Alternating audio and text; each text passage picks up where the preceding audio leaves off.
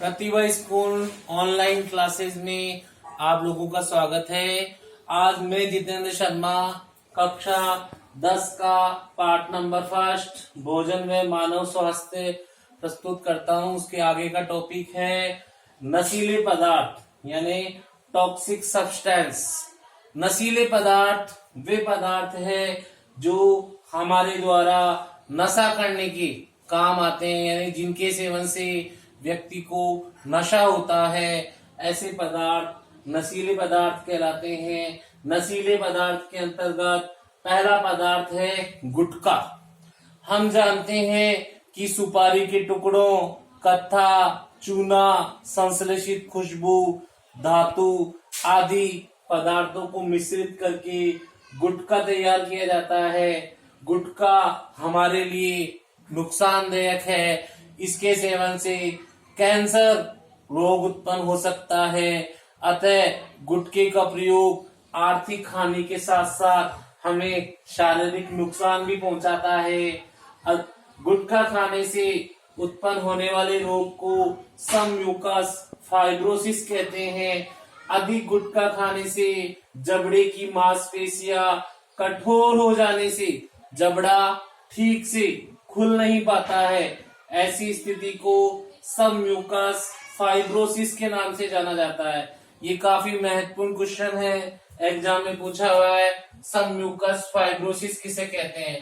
तो जब अधिक गुटखा खाने से जबड़े की मांसपेशियां कठोर हो जाने के कारण जबड़ा ठीक से खुल नहीं पाता, ऐसी स्थिति को हम समम्यूकस फाइब्रोसिस के नाम से जानते हैं। इसके बाद दूसरा नशीला पदार्थ आता है जो कि है तंबाकू यानी टोबैको। तंबाकू नशीला पदार्थ है। तंबाकू का वानस्पतिक नाम निकोटिएना टोबैकम है।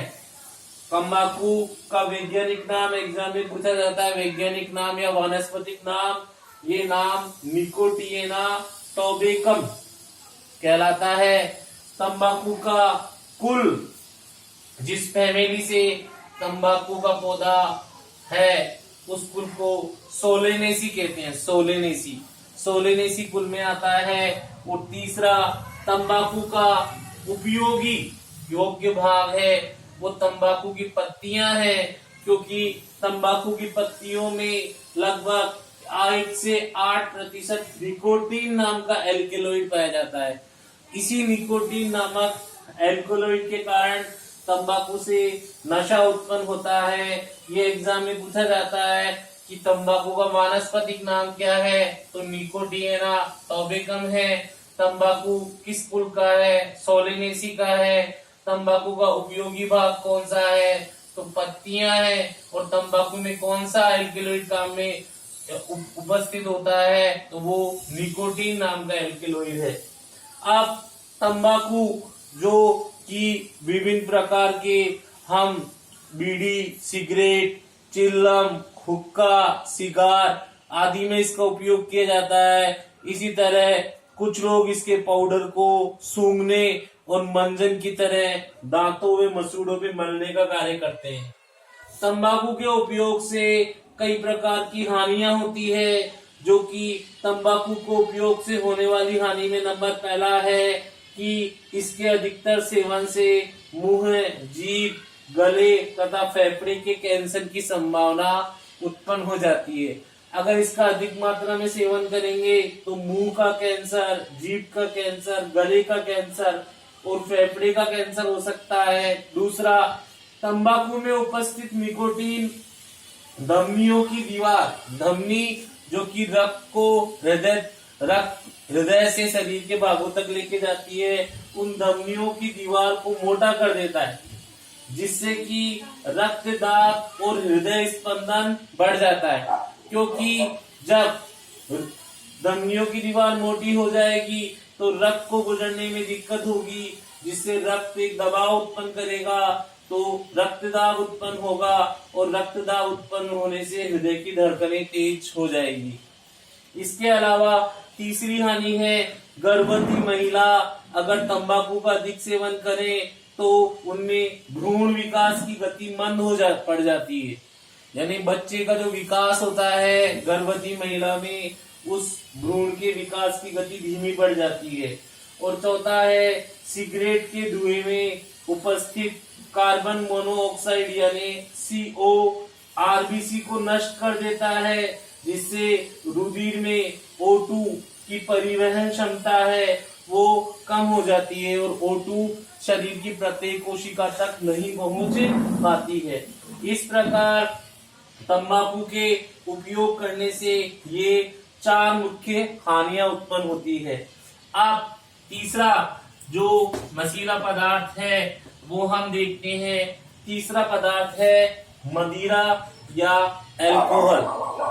मदिरा या अल्कोहल है, इसका सूत्र होता है, इसे एथिल अल्कोहल कहते हैं। इसका सूत्र है C2H5OH। C2H5OH। मदिरा के सेवन से मानव स्वास्थ्य पर पड़ने वाले कुप्रभाव निम्न हैं। पहला, अगर हम मदिरा या शराब का सेवन करेंगे तो अल्कोहल रक्त के साथ साथ यकृत में पहुंच जाएगा और अधिक मात्रा में पहुंचने का यकृत में एसीटैल्डिहाइड नाम का विषैला पदार्थ बनाता है, जिससे कि यकृत क्षतिग्रस्त हो सकता है। दूसरा है अल्कोहल पीने से व्यक्ति की स्मरण शक्ति में कमी आ जाती है, मतलब सोचने की जो क्षमता होती है उसमें कमी आ जाती है। तीसरा है अल्कोहल के सेवन से तंत्रिका तंत्र प्रभावित होता है, जो हमारे शरीर का सामंजस्य और संतुलन बनाए रखने वाला नर्वस सिस्टम यानी तंत्रिका तंत्र प्रभावित होता है, जिससे व्यक्ति चलते समय हिलने डुलने लगता है और उसके हाथ पैर में सूजन उत्पन्न हो जाती है, मतलब हाथ पैर हिलने लगते हैं।